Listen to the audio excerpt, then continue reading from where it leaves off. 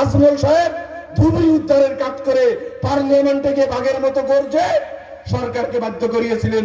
Home minister, prime minister Dhubri এলাকা, কোকরাঝার এলাকায় ঢুকে সিদ্ধান্ত নেওয়ার জন্য বাধ্য হয়েছিলেন আজমল সাহেবের প্রেসারে। পার্লামেন্টে আপনারা বক্তব্য শুনেছেন। আজমল সাহেব যদি সেদিন পার্লামেন্টে না থাকতেন, আজকে হয়তো বিটিএডির লক্ষ লক্ষ মানুষ নন বিটিএডিতে থাকতো। এর প্রমাণ হলো 92-93 সালে যেটা বিটিএডিতে বরপাড়ার উত্তর অঞ্চলে গন্ডগোল হয়, তখন আমাদের দল হয় নাই, আমরা বিধায়ক না, আজমল সাহেব এমপি না। সেই লোকগুলা বাইরে হয়ে আসা সালাবিলা, হাফাসরা, কইমারি ক্যাম্পে আপনারা যাবেন, গড়াইমারি, এই যে গড়াইমারি সালাবিলা বিজনির পাশে এখনো শিবির আছে। তখনকার লোকে এখনো সম্পূর্ণভাবে বাড়িতে যেতে পারে নাই। যদি সেই দিন 92-তে আজমল সাহেব এমপি থাকতো, নিশ্চিতভাবে দিল্লির পার্লামেন্টে গর্জে তাদেরকে সংস্থাপনের ব্যবস্থা করত। বন্ধুগণ, ওই জন্যই আজমল সাহেবের দরকার। আমি এটা এই জন্য বলতেছি। এটা তো 12-র কথা বললাম, 14-তে বিটিএডিতে নারায়ণগিরির ঘটনা, নরসিংবাড়ি শুনছিলেন না? 2 ঘন্টাতে 57 জন মানুষকে হত্যা করা হয়। সরকার কার? কংগ্রেস। মুখ্যমন্ত্রীকে তরুণ গগৈ 57 জন মানুষকে দিনের উজালায় 2 ঘন্টা হত্যা করা হয়। কংগ্রেসের সরকার। রকিবুল হোসেন মন্ত্রী, সিদ্দিক আহমেদ মন্ত্রী, নজরুল ইসলাম আর শুকুর আলী মন্ত্রী। 17 জন লাশের জানাজার ইমাম আমি ছিলাম দুর্ভোগিয়া। 17 জন লাশ সম্মুখে রেখে তাদের নানা নামাজের জানাজার নামাজ আমি পড়াই। সিদ্দিক আহমেদ সেই জানাজাতে শরীক হওয়ার জন্য আসে, কংগ্রেসের মন্ত্রী। রাত্রে গুয়াহাটি পাইতে পাইতে তার মন্ত্রিত্ব শেষ। এটা হলো কংগ্রেস। সিদ্দিক আহমেদ বিটিএডির ব্যাপারে একটা শব্দ বলেছিল মুসলমানের পক্ষে, আর সেই জানাজায় আসার চেষ্টা করেছিল। সিদ্দিক আহমেদের মন্ত্রিত্ব শেষ। জানি না রিবিন এটা। রকিবুল হোসেন খবর নেয় নাই, সে মন্ত্রী ছিল। রকিবুল এসে তন্দুরি খায়া লন্ডনে অলিম্পিক খেলতে গিয়েছে। রকিবুল সাহেবের মন্ত্রিত্ব তরুণ গগৈর দৃষ্টিতে ছিল, ভালো ছিল, কিন্তু সিদ্দিক আহমেদের মন্ত্রিত্ব থেকে বের করে দেওয়া হয় না নাই? নিশ্চিতভাবে আপনারা জানেন এটা হলো কংগ্রেস। 15 বছর তরুণ গগৈ মুখ্যমন্ত্রী। ওনার ছেলে এবার কি বলে জানেন? 2 দিন আগে আমি দেখছি কলিয়াবরের এক মিটিং এ বলতেছে, মোর দেওতার আদুরো কাম খিনি মই করিম। তোমার দেওতার আদুরো কাম কি মানুষে জানে? তোমার দেওতার আদুরো কাম হল 2012 বিটিএডি 5 লাখ মানুষ ঘর বাড়ি জ্বলা হয়, তুমি 10 লাখ জ্বলাবা? এটা আমি করিব নি দিও, ধুবড়ির মানুষ এটু করিব নি দিয়ে। শতাধিক মানুষ হত্যা করা হয় 2012।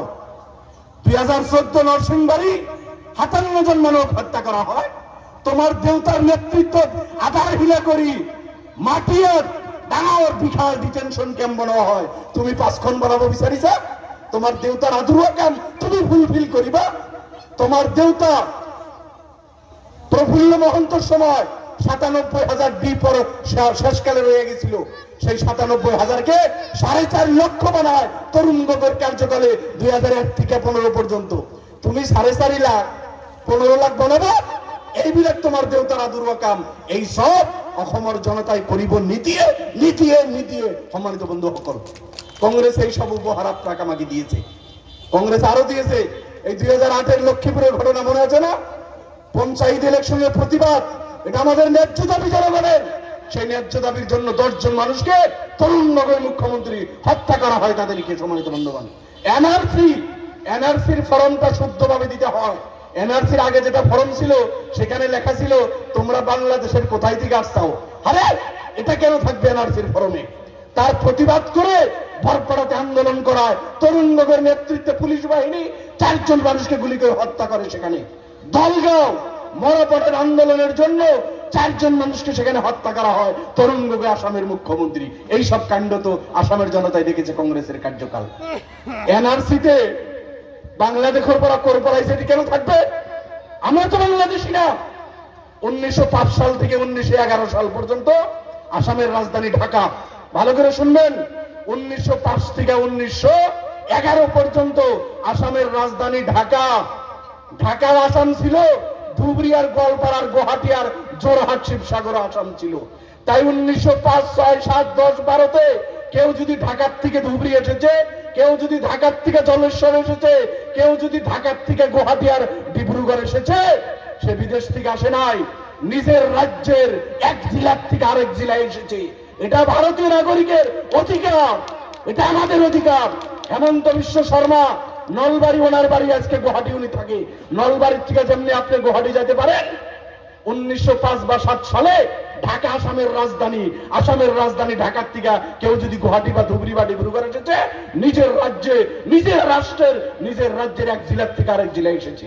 আমরা বিদেশ থেকে আসি নাই, আমাদের লোক মিয়ানমার আর থাইল্যান্ড থেকে কেউ আসে নাই, আমরা আমেরিকা, লন্ডন, অস্ট্রেলিয়া থেকে আসি নাই, আমরা ইরান, ইরাক থেকে আসি নাই। অবিভক্ত ভারত, আনডিভাইডেড ইন্ডিয়ার আদিবাসী আমাদের পূর্বপুরুষ। আমরা তো এই জমিরই 47 আগের আগে তো ভারত তো একই ছিল। আমরা তো আমাদের রাষ্ট্রে আছি, আমাদের রাজ্যে আছি, আমরা বিদেশি না। তাই এই দেশের সংবিধানে সমান অধিকার দিয়েছে।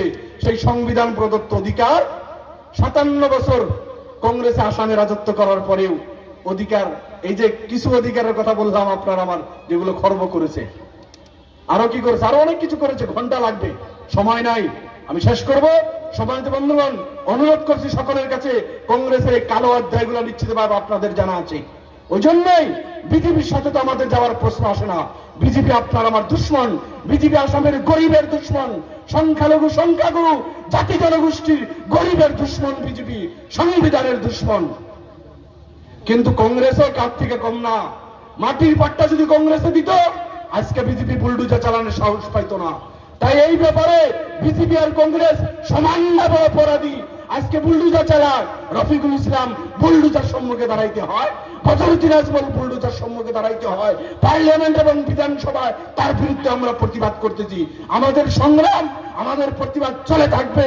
গত বিধানসভায় আমরা মুখ্যমন্ত্রীকে বাধ্য করিয়েছি, মুখ্যমন্ত্রী বাধ্য হয়ে বলেছে ভূমিহীন মানুষ, চর্চাপুরীর মানুষ বা যাদের মাটি নাই সরকারি মাটিতে থাকে 7 বিঘা করে অ্যালট দিবে, মুখে বলছে, না দিতে পারে বাধ্য করিয়েছে আমরা এ কথা বলার জন্য ওনাকে। সময় তো বন্ধুগণ, কংগ্রেসে পারতো না 76 বছরে।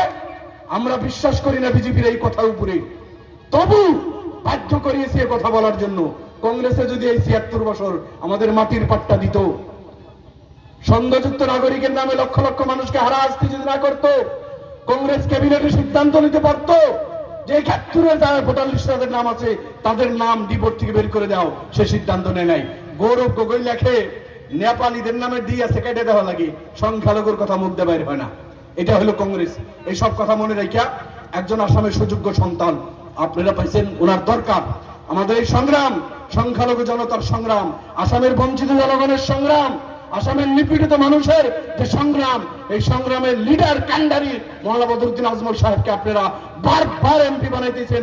আমি আপনাদেরকে স্যালুট করি, অনুরোধ করি, এই বৃহত্তর এলাকার একটা ভোটও যাতে নষ্ট না হয়, এই অনুরোধ আপনাদের কাছে।